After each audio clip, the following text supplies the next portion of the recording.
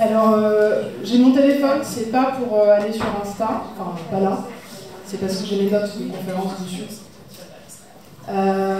Flora m'a présenté rapidement, je suis coach en... De quoi?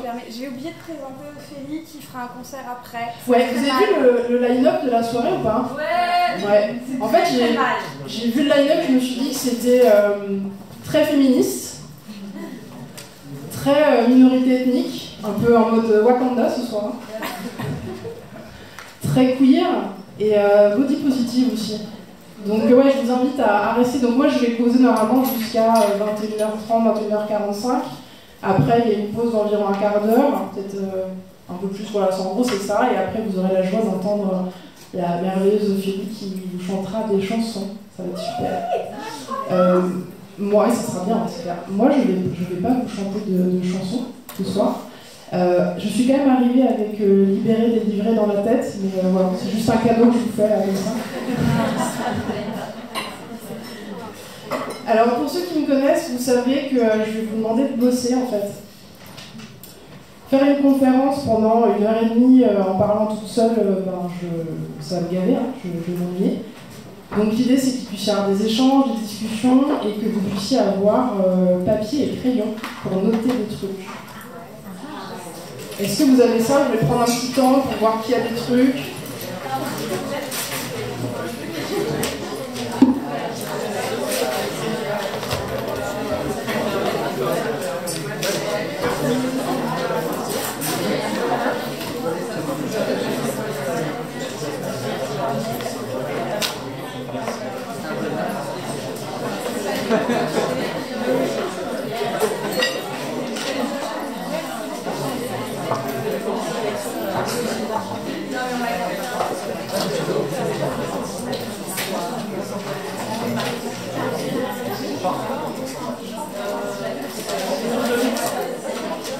Vous pouvez noter sur votre téléphone, et juste une option.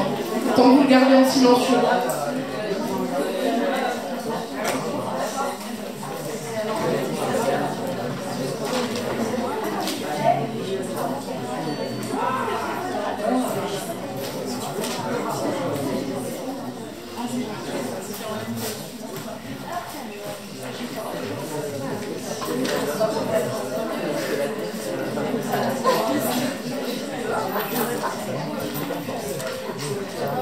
Ok, c'est bon pour vous. Bon appétit à ceux qui mangent. Je vais vous proposer quelques petites règles du jeu pour ce soir. Je vais vous demander de respecter la confidentialité des échanges. Il y a des gens qui auraient peut-être envie de raconter des trucs. L'idée c'est que ça reste un petit peu entre nous. Je vais vous proposer d'éviter de juger les uns les autres dans le même ordre d'idées.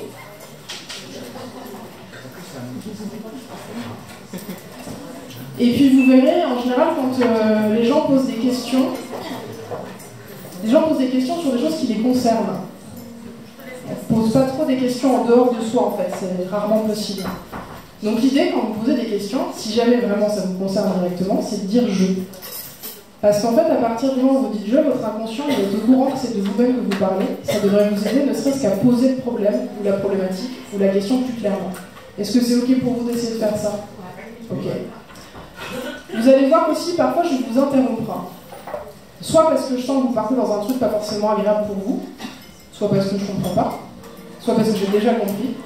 Donc ne le prenez pas pour vous, hein. C'est pas une histoire de pouvoir, hein. C'est vraiment parce que j'essaie de faire avancer les choses et de vous apporter les meilleures réponses possibles. Il y a une autre option aussi, il se peut que je vous dise que le temps qui m'est imparti ce soir est un peu trop court pour répondre à votre question. Il y a des questions, je ne pourrais pas les adresser comme ça en 2 secondes vite fait. Donc il ne faudra aussi pas le prendre pour vous et vous dire « ah ouais, en fait c'est une question de merde ». Non, c'est juste que là, en fait, ce serait trop complexe à régler vite fait sur un format comme celui-là. Ça vous va aussi, ça? Ouais. Ouais. Ok.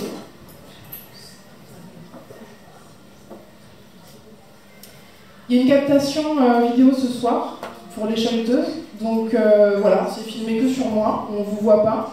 On vous entendra peut-être un petit peu. Je voulais aussi vérifier avec vous que c'était OK. Ouais. Pas de problème là-dessus, super. Excellent. Ok. Selon vous, qu'est-ce que c'est une croyance? pouvez lever les mains et puis je vous pointerai vaguement du doigt. Est-ce que quelqu'un a une idée de ce que c'est qu'une croyance? Ouais? Je me lance. Une croyance, ça serait une chose dont je me suis persuadée, soit à tort, soit à raison, soit par expérience, soit par transmission. Nickel, ouais. Bon, bah je me casse. C'est parfait. En fait, c'est vraiment exactement ça. Une croyance dans le développement personnel, c'est une idée que l'on prend pour vraie. Qu'elle soit vraie ou pas, on s'en fout un peu. Les questions qu'on va se poser, c'est quelle influence ont certaines croyances sur notre vision du monde, sur notre vision du couple, de la sexualité et sur la vision qu'on a de nous-mêmes. Donc j'ai préparé déjà une petite liste de croyances à la con, qu'on a pas mal dans notre société. Donc en général, les croyances ont des sources familiales, traditionnelles, sociales. Et en fait, sur le couple, on a pas mal de croyances Walt Disney. Je ne sais pas s'il y en a qui sont comme ça, un petit peu imprimés par ces croyances Walt Disney. Ça vous dit quelque chose ou pas? Ouais, vous savez quoi comme croyance Walt Disney? Prince charmant. Le prince charmant, ouais, carrément. L'homme idéal. L'homme idéal, ouais. Les chaussures de changer ta vie. Mais ça, je pense que c'est vrai, moi, perso. Ouais, quoi d'autre? L'amour éternel. L'amour éternel, ouais, c'est pas mal ça. Une chanson, attends, c'est quoi la chanson d'amour éternel? C'est pas la petite sirène? Non. C'est la belle avec, merci pour ceux qui suivent. Il y a des fans de Disney. L'amour unique. De quoi? L'amour unique, c'est-à-dire comme des perruches, là, on trouve une personne et il n'y en a qu'une déjà, donc en fait, si tu la loupes, c'est foiré. Mais ça, je l'entends, il y a vraiment des gens qui se disent, ok, ils ont eu une histoire d'amour incroyable, ça n'a pas pu fonctionner, et en fait, ils se disent, ouais, c'est mort. Ok, quoi d'autre comme idée Walt Disney? Alors, je vous invite à lever la main, comme ça je vous vois, puis je peux... Ouais. Ils se marièrent et eurent beaucoup d'enfants. Ils se marièrent et eurent beaucoup d'enfants. Ouais. Ouais. C'est-à-dire que tu peux déjà rester célib. Ok. Tu peux être en couple et pas te marier. Tu peux être en couple et pas avoir d'enfants. Ok. D'autres idées? Ouais. On peut vivre des trucs horribles, surtout les princesses, sans avoir de trop mal. On peut vivre des trucs horribles sans avoir de trauma derrière. Oui, c'est la capacité de résilience de l'être humain. Ouais. Ils sont super forts. Ouais. Il est possible de vivre des trucs bien merdiques et de s'en remettre très très bien, carrément. Hein? Complètement. Ouais, absolument. Ouais. La princesse attend dans son château et le prince doit aller la chercher. Ça fait chier ça, mon meuf. Imagine, t'attends dans un donjon déjà, l'ambiance de merde. T'es toute seule. Au pire, tu dors. Tu sais, tu dors, t'es dans le coma. En tout cas, si on fait, la métaphore, c'est en gros, quand t'es une nana, le message c'est t'attends bien sagement comme ça. On vient te chercher. Genre. Il me semble, alors je ne veux pas dire de conneries, mais il me semble que dans les bouquins qu'il y a, Coco, il n'y a pas Osé draguer un mec. Non, il n'y est pas. En tout cas, c'est un bouquin qui a été écrit par Philippe Arlin. Il vient de sortir. N'importe quoi. Bon, bref, Osé draguer un mec, ça va dans cette idée-là. Ok, d'autres idées de croyances? Là, on cherche vraiment les croyances à la con. Voler un baiser, c'est romantique. Voler un baiser, bien joué. Voler un baiser, c'est romantique. Ouais, hashtag consentement. Ok, alors moi j'avais noté la notion de préliminaire. Voilà, moi j'aimerais que ce mot soit banni à tout jamais, en fait, dans le cadre de la sexualité. Parce que ça sous-entend qu'il y a un ordre dans lequel on est censé faire des trucs. Mais qui va venir vous dire dans quel ordre vous faites quoi au pieu en vrai? Qui vous dit par quoi on commence, par quoi on continue, par quoi on finit? Faites bien ce que vous voulez. Alors, dans la même série, le coït est obligatoire. Alors oui, j'ai vu un geste comme ça. Oui, pour des raisons pratiques, il y a des choses à faire peut-être dans un certain ordre. Peut-être. Il y a des questions pratiques. Après, c'est de l'intelligence, de la communication. L'idée, c'est vraiment de se dire, mais en fait, toutes ces règles-là, c'est des règles qui ont été dictées par d'autres gens. Est-ce que vraiment elles me conviennent? Est-ce qu'elles me plaisent? Est-ce que j'ai envie de faire ça? Est-ce que j'ai envie de faire autrement? Et oui, il y a peut-être une autre personne dans l'histoire, et c'est pas mal d'en discuter, pour voir ce qu'on a envie de faire. J'avais noté aussi le désir et l'amour, c'est la même chose. Ah, je vois des têtes qui me disent non.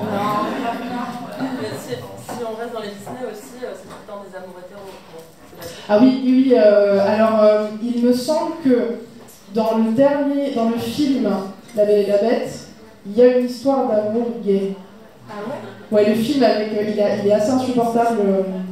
Mais je crois que c'est Lumière qui filme. Non, je sais plus. Il y a un truc, c'est la première fois que dans un Disney c'est autorisé. Je crois que le film a été banni dans certains pays. Parce que, ce sont les deux personnages objets qui finissent ensemble. c'est Horloge et Lumière, non? Ouais, c'est ça. Alors dans le dessin animé, Lumière, il finit avec la soubrette. Et voilà. Et ben là, non, il se tape l'horloge. Et ben ouais. J'avais noté aussi, les fantasmes sont l'image de ce qu'on veut en vrai. Pas forcément. Pas forcément. L'imagination, qui a un pouvoir immense, peut être stimulante sur des idées ou des scènes qui en vrai ne sont pas du tout à réaliser. Donc l'idée c'est de se laisser libre d'explorer ces deux choses-là et de faire la différence parfois. J'avais noté aussi, le BDSM, c'est un truc déviant ou bizarre. Ça me fait plaisir d'entendre des rires parce que ça fait pas rire tout le temps. Ça, c'est des trucs que j'ai pu entendre ces derniers temps, je les avais notés pour ce soir. Il y a une notion importante aussi quand on travaille autour des croyances, d'une manière globale, c'est de garder en tête que les idées, les règles de ce qu'on pense être bien ou pas bien, sont des choses très relatives dans l'espace et dans le temps. Vous changez de pays, tout change. Vous changez d'époque, tout change. Donc, on vit en France en 2018. Il y a des limites qui sont celles de la légalité. En dehors de ces limites-là, c'est pas parce que quelqu'un trouve ça bizarre que c'est un problème, en fait. Chacun s'est ressenti là-dessus. Donc, l'idée, c'est d'abord de prendre conscience de l'existence d'un réseau de croyances qui nous est légué. C'est exactement ce que tu as dit tout à l'heure. Plus vous prenez conscience de son existence, plus ça devient facile de s'en détacher, de s'en libérer et de choisir de faire comme ça ou de faire différemment. On avait travaillé la dernière fois que j'avais fait cette conférence sur la notion de scénario. Est-ce que dans votre vie amoureuse ou sexuelle, il y a des scénarios qui ne vous plaisent pas et qui se répètent? Des histoires qui se répètent, des trucs qui reviennent?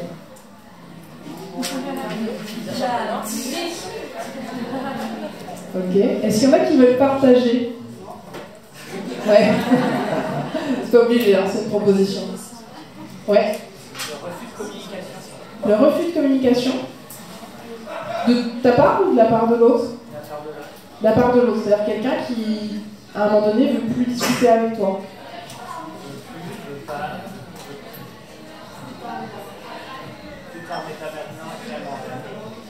Tu n'arrives en fait avec le bruit de la salle derrière, j'entends absolument pas. Tu n'arrives pas maintenant et finalement jamais. D'accord. Et surtout, ne pas éclaircir des points qui peuvent être flous pour l'un ou pour l'autre. D'accord. Ça, c'est un point fondamental. Ouais. Ça m'énerve beaucoup. Je comprends. C'est frustrant? Oui. Ouais. Et ça arrive régulièrement? Oui. Ok. Quand vous avez une idée comme ça, quand vous remarquez qu'il y a quelque chose qui se répète dans vos histoires, ce que vous pouvez vous poser comme question déjà, c'est de vous demander à quel moment ça intervient. À quel moment ça cloche? C'est pas depuis le début en général. Est-ce qu'il y a des points d'achoppement comme ça où le truc clique? Est-ce que c'est à chaque fois au même moment de l'histoire ou au moment de je sais pas, de l'événement, peu importe votre scénario, qu'il y a quelque chose qui commence à pas fonctionner? Je vois ça réfléchit un max. Alors n'hésitez pas à noter vos réponses, hein. Pour vous, hein. Pas forcément à les partager, mais à les noter parce que ça va vous faire une trame et ça va vous donner de la matière à retravailler plus tard.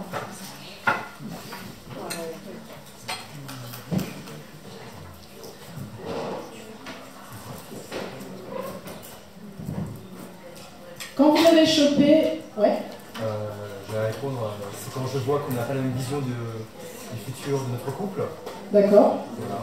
Ok, quand tu te rends compte que vous n'avez pas forcément la même vision de ce que vous voulez pour la suite. C'est ça. Ok. Ok, parfait. Est-ce qu'il y a d'autres idées? Ouais. Quand aussi le côté passionnel, charnel commence à s'estomper. Ouais. reviens un peu sur Terre. Tu reviens un peu sur Terre. Ok. Alors ça, c'est rattaché aussi à un ensemble de croyances qui dirait déjà qu'il n'y a pas de travail à faire pour un couple, que tout doit se passer de manière fluide, automatique, merveilleuse, et que si ça commence à se dégonfler ou si ça se passe pas très bien, c'est que c'est pas le bon ou c'est pas la bonne. Ça, c'est une énorme connerie.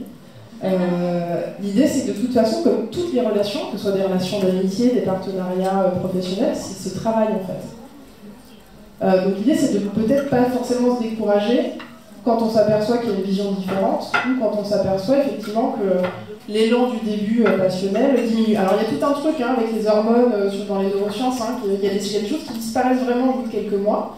La question est de savoir en quoi ça va se transformer. Et qu'est-ce qu'on va faire pour transformer ça. Donc ce que vous pouvez vous dire quand vous avez chopé comme ça des scénarios qui vous arrivent régulièrement, c'est à quel moment le truc arrive et qu'est-ce que je peux faire différemment. Parce qu'a priori, si le truc se répète, c'est que vous avez votre part de responsabilité. Pas de faute, c'est la faute de personne, on n'est pas dans la culpabilité, ça ne m'intéresse pas. Mais l'idée, c'est de se dire, ok, est-ce qu'il y a quelque chose de mon côté sur lequel je peux agir? Ou est-ce qu'il y a quelque chose que l'autre personne pourrait faire pour moi? Et d'en discuter. Est-ce que ça vous semble possible d'envisager ce point de vue-là, à se dire, tiens, qu'est-ce que je fais de mon côté, qu'est-ce que je pourrais faire différemment? Ouais. Est-ce que ça te donne des idées sur la notion de la vision du couple? Pardon, Philippe, je t'ai oublié, je reviens tout de suite.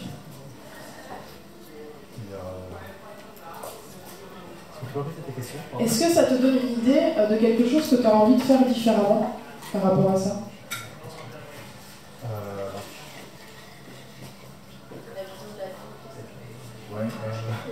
Peut-être encore plus communiquer. Ouais. Voilà. Ne pas avoir moins peur, oser plus faire les choses et voilà. Ok. Alors ça s'applique peut-être pas du tout à ta situation, mais je l'utilise pour proposer à tout le monde. Est-ce qu'il y aurait des éléments de ta vision qui pourraient être éventuellement assouplis? Ou c'est vraiment des choses qui sont fondamentales pour toi et il n'y a pas de raison que ça change? Pour moi, il s'agit de communication, donc pour moi c'est la base pour que l'histoire, qu'elle soit amoureuse, amicale, etc., marche. Donc pour moi, non, c'est pas... Ouais, ok. À part qu'on ne peut pas imposer à quelqu'un de parler s'il n'a pas envie. Non, voilà. C'est sûr. Alors, ce qui est intéressant dans la communication, moi j'ai une communication verbale assez importante. Bon, c'est un des outils de mes formations à la communication non violente. Le mot-clé, c'est communication. C'est pas vraiment non violente, c'est une technique de toute façon. C'est que je me suis rendu compte que je ne prêtais pas forcément suffisamment attention à ce qui n'est pas verbal. Ça vous dit quelque chose, les 5 langages de l'amour? Ouais? Non. Ok. Alors, il y a les encouragements, le toucher, les cadeaux, les moments de qualité et les services rendus. Merci, moment toujours. L'idée avec cette question des langages de l'amour, c'est qu'on a tous des manières différentes d'exprimer qu'on aime quelqu'un. Ça vaut aussi pour tout, pas forcément les relations amoureuses, mais les relations en général. Et on a tous des moyens favoris